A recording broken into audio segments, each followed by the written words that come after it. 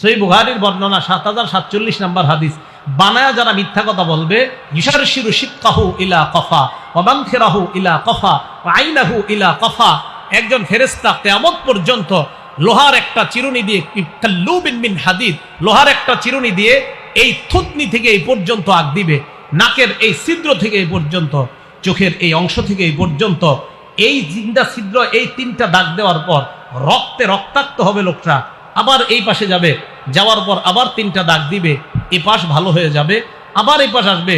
সহিহ Bukhari ৭০৪৭ number লম্বা হাদিস। হাদিসের শেষে নবীজি প্রশ্ন করছেন, ও ফেরেশতারা, এই লোকটা কে যাকে এইভাবে 3টা আগ দিতেছে? ফেরেশতা জবাব দিলেন, ইয়া রাসূলুল্লাহ, এ হলো ওই ব্যক্তি সকালবেলা মিথ্যা কথা বলে, পুরা সমাজে এই মিথ্যা কথা ছড়ায়া যায়, আর মানুষ এটাকে সত্য বলে মেনে নেয়, কিয়ামত পর্যন্ত তাকে এইভাবে শাস্তি দেওয়া হবে।